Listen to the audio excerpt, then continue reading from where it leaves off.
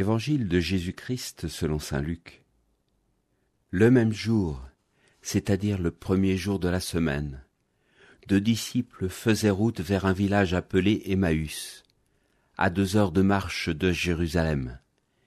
Et ils parlaient entre eux de tout ce qui s'était passé. Or, tandis qu'ils s'entretenaient et s'interrogeaient, Jésus lui-même s'approcha, et il marchait avec eux. Mais leurs yeux étaient empêchés de le reconnaître. Jésus leur dit : « De quoi discutez-vous en marchant ?» Alors ils s'arrêtèrent tout tristes.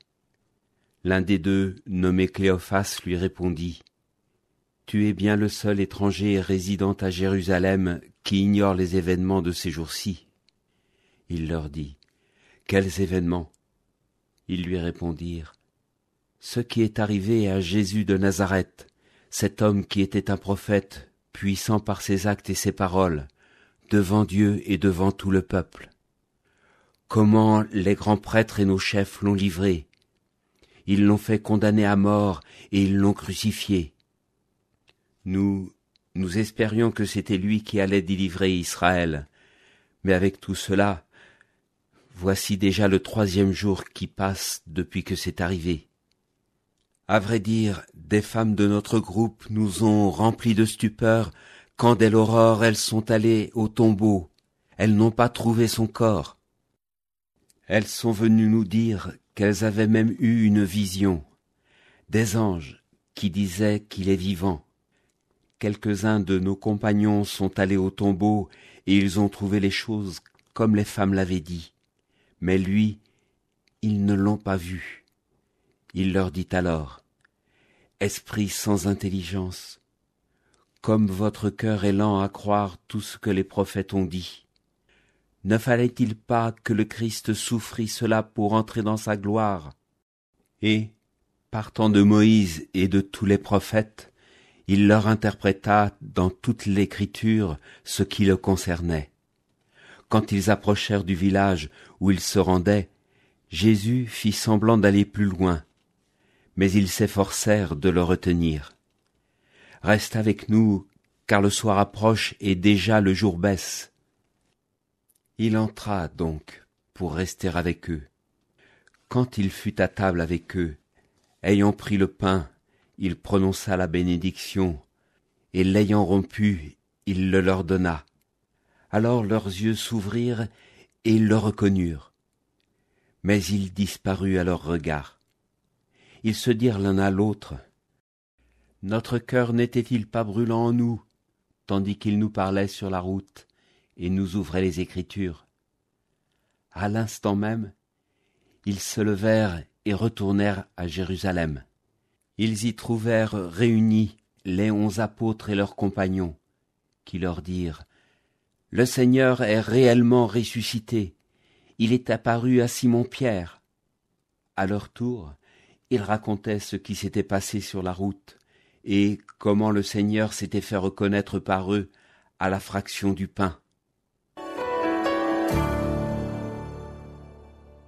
Et nous qui espérions que c'était lui. Quel cri d'espoir déçu, le cri des 2 disciples sur le chemin d'Emmaüs. Et nous qui espérions que c'était lui. Oui, nous aussi, nous qui espérions en quelque sorte que c'était lui qui allait délivrer, tirer d'affaire, arranger, épargner, ou alors réparer, guérir, sauver. Nous délivrer de ces guerres, de ces malheurs qui frappent le monde, de la faim, des cataclysmes, de la pauvreté. Pourtant nous le prions, le Seigneur, nous le supplions. Mais non, rien. Rien ne vient d'en haut, rien ne change ici, rien, pas de miracle. Et nous qui espérions que c'était lui le Messie. Comme les 2 déçus d'Emmaüs, ces 2 déçus de Jésus, nous marchons vers l'inconnu. Que fait Jésus ? Mais que fait Jésus ? Ne fait-il vraiment rien ? Peut-être pas comme on l'attend, ou pas comme on l'entend, car nous l'avons entendu. Jésus marche avec eux, les 2 déçus, en rase campagne, à leur rythme, mais ils ne le reconnaissent pas. Il marche ni plus vite, ni plus lentement. Il marche avec nous, il marche avec eux. Il comprend. Jésus est toujours à notre rythme. mais nous ne le reconnaissons pas. Oui, et voilà pourquoi nous ne le reconnaissons pas, car d'après nous, c'est lui qui devrait nous éviter tout cela. Mais le voilà qui marche mystérieusement avec moi, avec chacun de vous. Et nous qui espérions que c'était lui qui allait prendre les devants, mais non. Voilà que c'est lui qui souffre, subit, agonise et meurt pour moi, et il meurt sur une croix. Et nous ne le reconnaissons pas. Nous plaçons notre espoir en Jésus à l'arrivée, au but à Emmaüs, à la résurrection, mais pas assez sur le chemin, en route. Et alors il faut qu'il nous parle. Et la Bible est là pour ça. Esprit sans intelligence, dit-il aux 2 disciples d'Emmaüs. Comme votre cœur est lent à croire tout ce que les prophètes ont pourtant dit, ne fallait-il pas que le Christ souffrit pour tout cela, pour entrer dans la gloire? Autrement dit, il n'y a pas une seule souffrance au monde où Jésus n'y soit pas, pas une seule. Et c'est alors que retentit ce nouveau cri.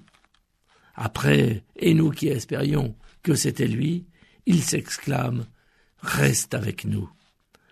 Et en effet, à peine à table, c'est lui, Jésus, l'inconnu, qui préside, comme s'il était chez lui, comme s'il était avec ses disciples, et il prend le pain, prononce la bénédiction et leur donne par morceaux. Et alors là, tout s'éclaire, tout se révèle, après tout ce qu'il vient de dire sur la souffrance du Messie, comme étant la souffrance de tous, et surtout le voir refaire ce geste, cela leur ouvre définitivement les yeux sur autre chose encore, sur ce qu'il leur avait dit en faisant ce geste au dernier repas. « Ceci est mon corps qui sera livré pour vous. » Le Messie livre son corps sur cette table. Il est là, en chemin, avec moi, avec nous. Car le chemin des 2 déçus avant Emmaüs, c'est maintenant vraiment notre chemin qui peut nous faire découvrir le Christ. Là où on ne l'attend pas. Dans ma vie, dans notre vie. Alors osons cette prière. Reste avec moi, Seigneur, pour que chez moi soit chez toi. L'évangile du jour a été commenté par Gérald de Privé, diacre permanent.